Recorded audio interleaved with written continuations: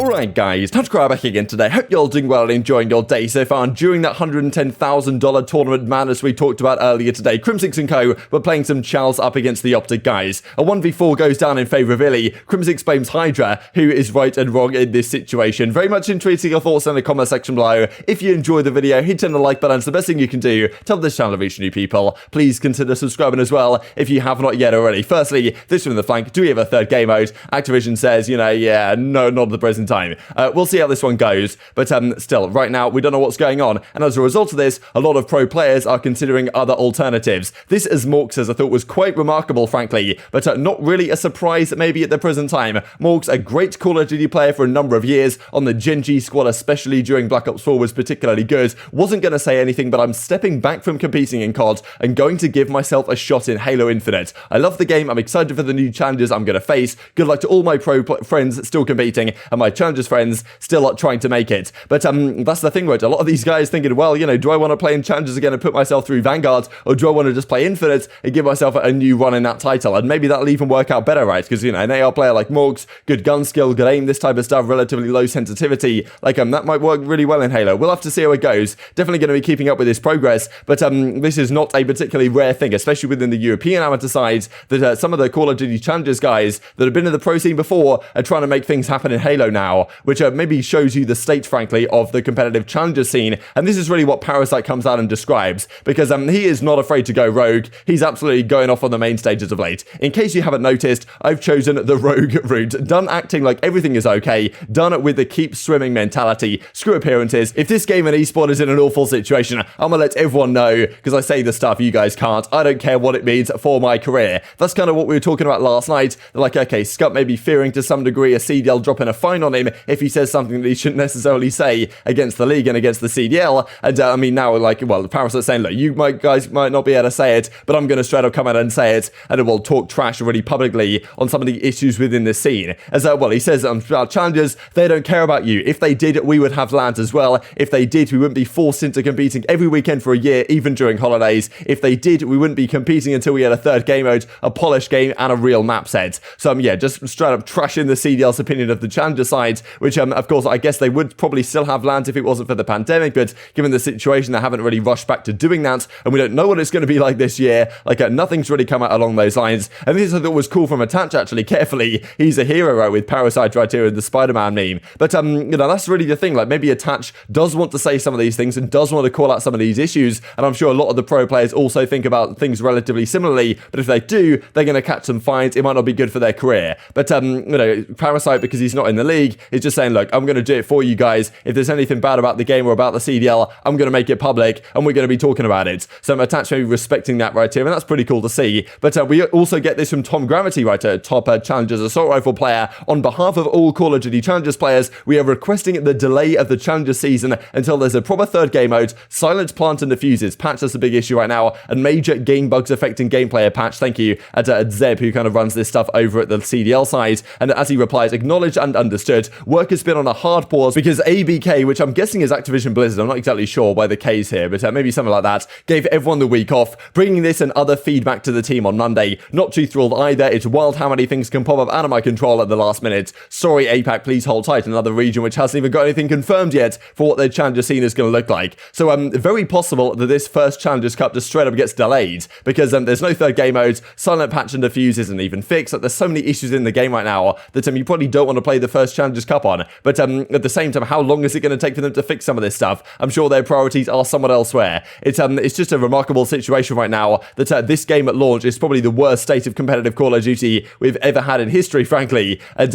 especially after some of the recent games we've had, that's kind of a surprise. Let's talk about this then from Crimsix. So last night we had this $110,000 tournament going on. We talked about that earlier today with all the drama going around that. But Crimsix and co were playing in it. There was a couple of clips came out, Dashy kind of spinning on Crimsix, this type of stuff. But there was also a $4,000 challenge that went on between 3/4 of Optic, with I'm pretty sure they had Pro Loot instead of Scump, but it was the entire New York Subliners roster playing up against these guys. And there was a fair bit of back and forth right here. This was how it concluded. For $1,000 each, 5-5 versus the Subliners, iLLeY clutches a disgusting 1v4. This is honestly incredible from, firstly from iLLeY, but also from the Subliners, right? It seems like their clutch scene isn't quite there. That second death right there was Crimsix, and usually that's what they say in a 1v4. The first death is either traded, or the first kill that the guy in a 1v4 gets is either it's traded, or the guy's just finding the information right. It's once you get that information on where the guy is, it's the second guy that dies that always costs the round. Like, if that guy stays alive and it's a 3 versus 1, then there's no way he should win it, especially with time running low as it is right here for iLLeY. But if Crimsix doesn't die there, probably they win the entire thing. But well, anyway, after iLLeY goes on to clutch this, pretty incredible clutch, quite frankly. Like, he takes this kill, then he plays the time really nicely. I'm pretty sure he takes down Neptune to finish off the 1 versus 4. I'll play it on the full screen for you guys here in just a second. There was then a follow-up from the follow-up that came through from Crimsix, at least his kind of reaction to this, where he goes like Hydra, like you should have, made that play differently, like your call out was awful, this type of stuff. Not really taking any of the blame on himself, but saying it was actually Hydra's fault for this entire thing, which well, some people might disagree with.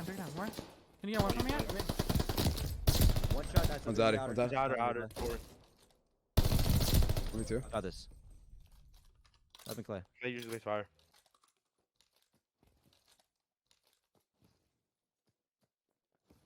There's a sub down right here. We're moving with the bomb.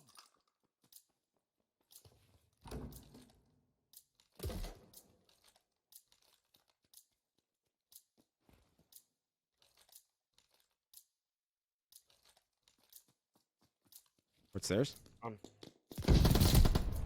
One's FPB. Activating the bomb.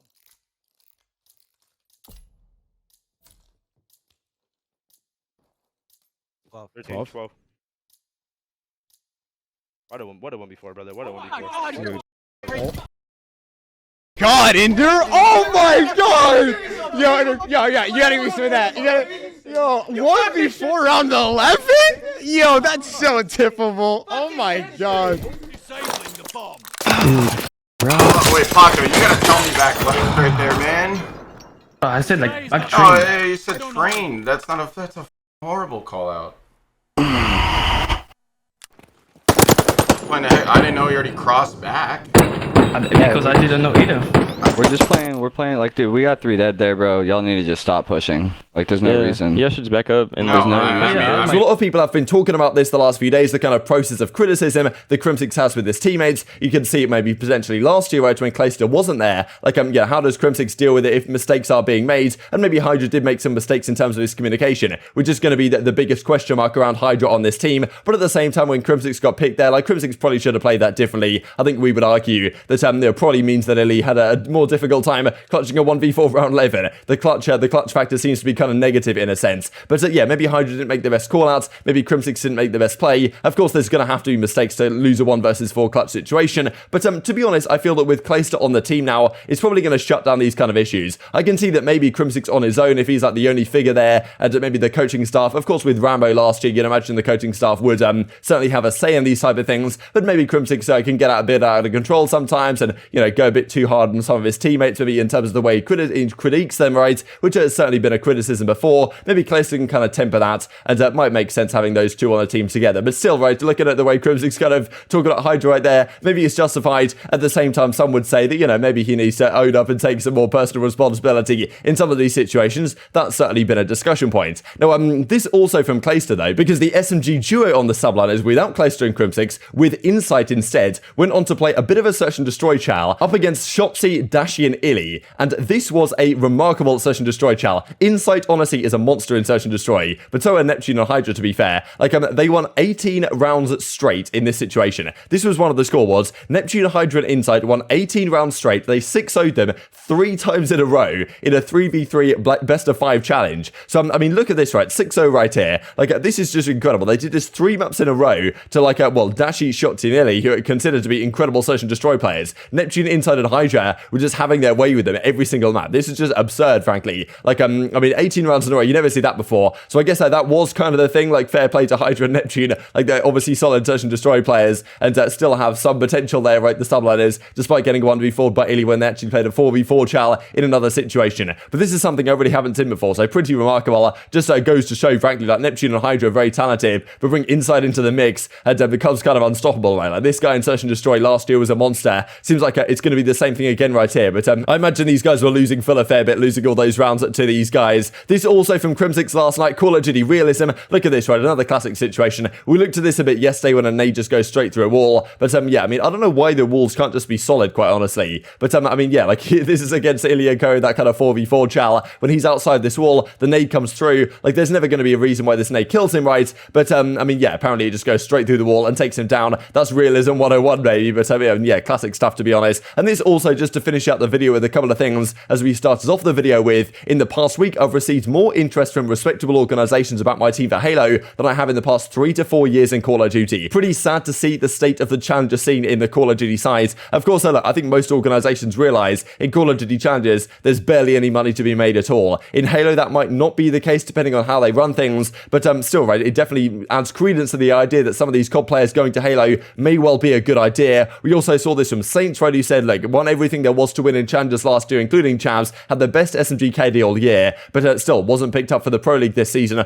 Warzone sounds more promising at the moment. When is the new map coming out? As Tommy says, you should switch over to that. So maybe some pro players, who of course were pro players, maybe not switching to Halo, going to switch to the Warzone side instead. I wouldn't be surprised if this becomes increasingly likely, especially when we don't even have the third game mode right now. And as the flanks say, we need a third game mode. Prop hunt, rap battle, fist fight, or a shipment 1v1. Rap battle would be pretty good. Maybe get the teams in the ring. I don't really know how you're going to do it. But I mean, yeah, maybe put them in the octagon or something. Like, get the 2 captains of the team. That can be map 3, I don't know. And then go back to playing Hardpoint and Search and Destroy. At this rate, it's probably going to be more entertaining than whatever that third game mode is going to be. But very much interested your thoughts on all this stuff in the comment section below. Hope you guys enjoyed the video. If you did enjoy it, hit on a like button. Tells the YouTube gods this is a good video. And I was like, you should see it as well. And I've grown the competitive Call of Duty community. Thank you much as always. Take care. And I will see you next time. You have a pinch, by the way. I do have a pinch, by the way. I can nade with you, Ender. Oh, they take, Mark. I'm nading with you. Yeah, I naded it. Finally smoked over B. Anything? I'm opening. Yo, opening top window. That was me. Yo, Nips. Yo, he's. Other guys. Yo, pots. I just kitchen dead. Yo, one was top Nep. He was top house. I bomb down. I bomb down. I have kitchen. Everyone I have plat, guys. I have kitchen. You can. One shot. Oh my god. Nice. That was my smoke, sorry. Top jumping down mid. Oh, he's one. He's pushing up our side. What the f? Left on me. My controller's having a aneurysm. He's on a bomb. Bro, oh my god.